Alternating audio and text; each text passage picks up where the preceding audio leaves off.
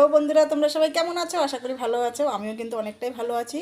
তো আমি তোমাদের সাথে একটা ভিডিও শেয়ার করতে চাই, ছোট্ট ভিডিও শেয়ার করছি। তো আশা করি তোমাদের ভালো লাগবে। যদি ভালো লাগে অবশ্যই লাইক কমেন্ট শেয়ার করে দিও, আর এই দিদিভাইটাকে সাপোর্ট করো। তো চলো, তোমাদের ভিডিওটার মাধ্যমে অনেক কিছুটা অংশ দেখাতে চাই। সেটা হলো আজ মানে আমি কোন ঘরে থাকি, ঘরটা একবার দেখাবো। আর আজকে আমি কি রান্না করছি, সামান্য সামান্য কি রান্না করছি, তেমন কিছুই করছি না, অতি সামান্য রান্না করছি, সেটাও তোমাদের সাথে একটু শেয়ার করে নেবো। এক ঝলক দেখে নিও। তো ভিডিওটা আমি খুবই ছোট করব, ঠিক আছে? তো চলো দেখা যাক। তো প্রথমে এক ঝলক আমার ঘরটা একটু দেখে নাও। এই হলো আমার ঘর, এই ঘরে আমি থাকি, ঠিক আছে? এই হলো আমার বেড, দেখতে পেয়েছ? এখনও বিছানাটা গুছানো হয়নি ভালো করে, ঠিক আছে? এমনি জাস্ট একটু বিছানাটা মানে নামিয়ে ঝেড়ে ঠেড়ে পাটিটা পেতে আমি বালিশগুলো একটু ছড়িয়ে রেখেছি, যেন একটু মানে বুঝতে পারছো এখন প্রচণ্ড গরম, ঘেমে ঠেমে যাচ্ছি, তো ঘামের জন্য একটু শুকাতে দিয়েছি বিছানার মধ্যেই। তো চলো আর বেশি কথা না বাড়িয়ে চলো রান্না করে আজকে আমি কি রান্না করছি তোমরা একটু দেখে নেবে, ঠিক আছে? তো চলো যাওয়া যাক।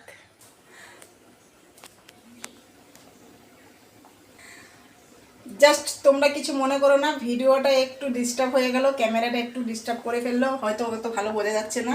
তো আজকে আমি কি রান্না করছি একবার একটু দেখে নাও। এখানে কিন্তু শাক আছে, শাক ভাজা করব। তা শাক ভাজার জন্য কিন্তু আমি এখানে দেখো কি কি আছে। এখানে একটু পেঁয়াজ কুচি, রসুন রসুন আছে, রসুনটা থেতো করে নেব। রসুনটা এমনি ছোটো ছোটো তো, তাই কোনো রকম একটু ছুলে নিয়েছি অল্প করে। আর রসুনটা থেতো করবো, আর এখানে কাঁচা লঙ্কা আর এই পেঁয়াজ কুচি দিয়ে এই শাকটা ভাজা করব। আর এই যে এখানে দেখতে পাচ্ছ মাছটা, মাছটা কিন্তু অনেকটাই তোমার আছে। অতটা মাছ আমি আজকে রান্না করব না, যেহেতু আমরা দুজন মানুষ, 4 পিস মাছ রান্না করব দুবেলার জন্য। আর এই মাছের মধ্যে কিন্তু আমি ডাঁটা আর আলু কেটে নিয়েছি। ডাঁটার পরিমাণটা খুবই বেশি, ঠিক আছে? আলুটা যেহেতু আমরা একেবারেই খাই না, কম খাই, কিন্তু মাছের ঝোলে একটা আলু না দিলে হবে না, ভালো লাগবে না, সেই কারণে একটাই আলু দিয়েছি ছোটো ছোটো করে কেটে। তো এই হলো আমার আজকের মেনু। কিন্তু মাছটা কি দিয়ে রান্না করব সেটা কিন্তু আমার এখনো রেডি করা হয়নি। তো আমি মিক্সি বাটিটা নিয়ে নিয়েছি, আমি এখনো রেডি করিনি, রেডি করব। যাই হোক, ভিডিওটা আমি এইটুকুনি করছি। তোমাদের ভালো লাগলে অবশ্যই লাইক কমেন্ট শেয়ার করে দিও। আর তোমরা আজকে কি কি রান্না করছো অবশ্যই কমেন্ট করে বলো, ঠিক আছে? আর একটা কথা বন্ধুরা তোমাদের সাথে আমি শেয়ার করতে চাই, সম্পূর্ণ আমার এটা পার্সোনালিটির কথা, আমার একেবারেই পার্সোনালিটি, ঠিক আছে? মানে কথাটা পুরোই আমার পার্সোনাল। হয়তো আমি কথাটা তোমাদের ঠিক করে বলতে পারছি না, তোমরা কিছু মনে করো না, তার জন্য সরি। তো আমি কখনো ব্লগ ভিডিও তো বানাইনি, তো এখন নতুন করে বানাচ্ছি, তাই আমি অত ভালো করে কথা বলতে পারছি না, তার জন্য আমাকে ক্ষমা করে দিও তোমরা।